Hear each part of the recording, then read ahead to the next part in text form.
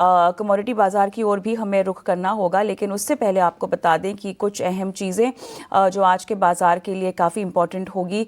और stock specific action के अलावा हम जानते हैं कि आज आईपीओज़ के लिहाज से अगर हम देखें तो सुदीप फार्मा के आईपीओ में आज पैसे लगाने का दूसरा दिन है और ओवरऑल 895 करोड़ रुपीस यहाँ पर जुटाने की योजना है कंपनी के इस आईपीओ के जरिए। और हमने एक दिन देखा यहाँ पे लगभग पहले दिन 1.5 गुना के आसपास तक जो है इशू बढ़ता हुआ भी नजर आया, तो इस पर भी नजर बनी रहेगी क्योंकि इस मार्केट में बहुत ज़्यादा एक्शन है। लेकिन कमोडिटी बाजार की ओर हम रुक कर लेते हैं। अजय केडिया हमारे आज के मेहमान जुड़ चुके हैं हमारे साथ कमोडिटी बाजार पर आपको मार्गदर्शन देने के लिए। अजय हाय मॉर्निंग, शुक्रिया आपने समय दिया सुबह सुबह। और चलिए थोड़ा सा सोने चांदी की बातचीत कर लेते हैं।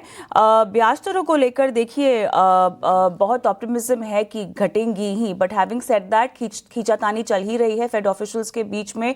कंसेंसस अभी भी बनते हुए नहीं दिखाई दे रहे हैं। ओवरऑल ये कश्मकश और पसुपेश में फंसा रहेगा दायरा सोने और चांदी का। Very good morning. बिल्कुल, अगर सोने चांदी की बात करें तो पिछला हफ्ता काफी मूवेबल था, जहां पे हम देख रहे 4,000 के नीचे नहीं जा पा रहा, ना ही 4100 के ऊपर जा पा रहा है। वैसे देखा जाए चांदी $50 के नीचे है, ईयर एंड सामने है क्योंकि दिसंबर कॉन्ट्रैक्ट एक्सपायर होने। तो आई थिंक मार्केट में वॉलिटिलिटी इस ढंग से देकर जब तक क्लियरिटी नहीं आएगी। हालांकि जो कॉन्सिक्वेंस थे कि रेट कट्स हो सकते थे वो अब बहुत ड्रॉप हो चुका है, बिकॉज इन्फ्लेशन नंबर्स ऊपर है, जॉब मार्केट अनडाइजेस्टेड दिखाई दे रहा है।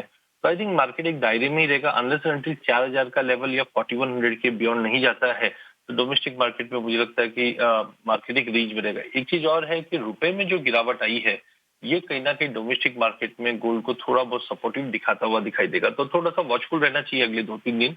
उसी को देखते हुए आज मुझे लगता है 1,23,500 पे गोल्ड को लेना चाहिए। 1,22,800 का स्टॉप लॉस रखिए। 1,24,500 तक का टारगेट गोल्ड में रहेगा, जबकि चांदी में 1,50,000 का एक स्ट्रॉन्ग सपोर्ट एक तरह से बन चुका है।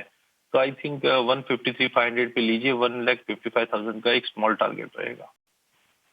ओके अजय जी, आपने सोने चांदी पर अपनी राय दी है और यहाँ पर लेवल्स भी सुझा दिए हमारे दर्शकों को, लेकिन कच्चे तेल पर भी आपकी राय जानना चाहेंगे क्योंकि जिस तरह से रशिया यूक्रेन की पीस डील को लेकर तेजी से यूएस पुश कर रहा है, क्या ये अगर पीस डील हो जाती है तो कच्चे तेल पर किस तरह का असर देखने को मिलेगा? क्योंकि फिलहाल भी हम देख रहे हैं 1.5% से नीचे कारोबार कर रहा है। आप यहाँ से किस तरह की रणनीति अब बनाई जाए?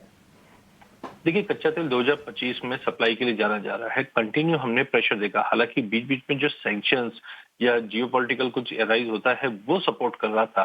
पर मुझे लगता है कि रशिया यूक्रेन पीस डील जो है वो डेफिनेटली ये साल में कंप्लीट होती है। डोनाल्ड ट्रंप जिस ढंग से इसके पीछे पड़े हुए हैं, अगर ये होता है तो मार्केट ओवर सप्लाइड में रहेगा, जिसके चलते ब्रेंट आज भी हम देख रहे हैं कंटिन्यू दबाव में है।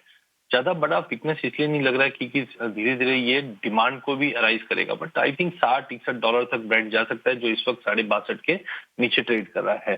डोमेस्टिक मार्केट में भी हमने पिछले एक हफ्ते से देख रहे हैं कि मार्केट में जब भी उछाल आता है इमीडिएटली सेलिंग प्रेशर बच जाता है। तो आज के लिए 5240 पे बेचेंगे, 5300 का छोटा स्टॉप लॉस लगाएंगे। टारगेट हम 5100 का लेके चलेंगे, बट ओवरऑल मार्केट में दबाव रहेगा। ऑलराइट अजय, बेस मेटल्स में कहीं मौके हैं यहाँ पर डिमांड सप्लाई सिनेरियो को ध्यान में रखते हुए कॉपर और अन्य बेस मेटल्स में कोई खास रणनीति? फंडामेंटल्स भी जरा समझा दीजिएगा। देखिए, फंडामेंटल्स में डेफिनेटली मुझे लगता है कि चाइना की तरफ से न्यू ईयर से पहले कुछ डिमांड कंटिन्यू रहेगी। डॉलर इंडेक्स कल है और अगर ये जियोपॉलिटिकल कंसर्न जो ट्रेड टेंशन ये जैसे से कम होंगे डिमांड को अरेंज करेंगे। बट फिर भी हम देख रहे हैं कॉपर के अंदर एक बड़ा उछाल नहीं आ पा रहा है, लेकिन ओवरऑल मुझे लगता है फंडामेंटल मजबूत है। तो इसमें सबसे पहले कॉपर मुझे ठीक लग रहा है। 1,000 पे लीजिए, 996 का स्टॉप लॉस लगाइए, 1,008 का टारगेट रहेगा। बट ध्यान रखिए हम विंटर्स में आ चुके हैं और जनरली देखते हैं कि प्रोडक्शन कर्टलमेंट्स होते हैं जो प्राइजेस को अपलिफ्ट कर सकते हैं। वहीं जिंक भी वापस अपनी एंट्री 300 के ऊपर होल्ड करके चल रहा है। 304 पे लीजिए, 301 का स्टॉप लॉस लगाइए, 307 का टारगेट रहेगा। एल्यूमिनियम में रिसेंटली हमने कुछ अच्छा फॉल देखा था बॉक्साइट के प्राइजेस में रिलीफ मिलने की वजह से, बट अब फिर से प्राइजेस होल्ड कर रहा है। तो 265 पे लीजिए, 263 का स्टॉप लॉस लगाइए, 269 का टारगेट रहेगा।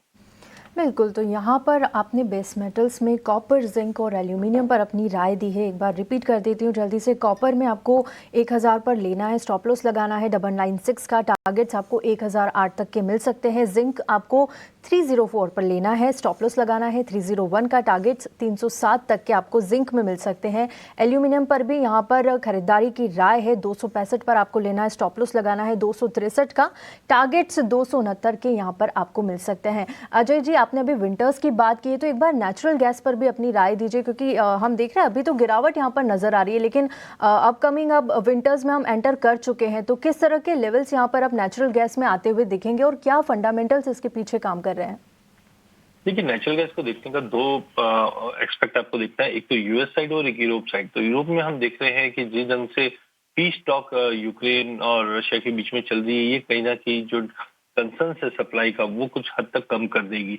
लेकिन अभी भी हम देख रहे हैं कि विंटर ऑनसेट की वजह से जो हीटिंग डिमांड है वो कंटिन्यू मेंटेन। तो शॉर्ट टर्म वेदर प्रोजेक्शन जो आ रहे हैं वहां पे हम देख रहे हैं कंटिन्यू डिमांड रहेगी। गैस की इन्वेंटरी थोड़ी बहुत डिक्लाइन हुई है, बट अभी भी स्टोरेज लेवल जो है वो अराउंड 81 82 है, तो उतना बड़ा कंसर्न नहीं है। तो I think market by drop ही रहेगा as of now. Domestic market में हमने जिस वॉल्यूम के साथ 400 के ऊपर की क्लोजिंग देखी है, ये मुझे लगता है हफ्ता भर कंटिन्यू रहेगा। तो 408 पे लीजिए, 400 का स्टॉप लॉस लगाइए, 420 का इमीडिएट टारगेट। 420 का टारगेट और स्टॉप लॉस 400 का नेचुरल गैस में। अजय, अच्छा लगा आपसे बातचीत करके। सुबह सुबह आप जुड़े और रणनीतियाँ दी दर्शकों को आज के ट्रेड के लिए। शुक्रिया। और हम आगे बढ़ते हैं।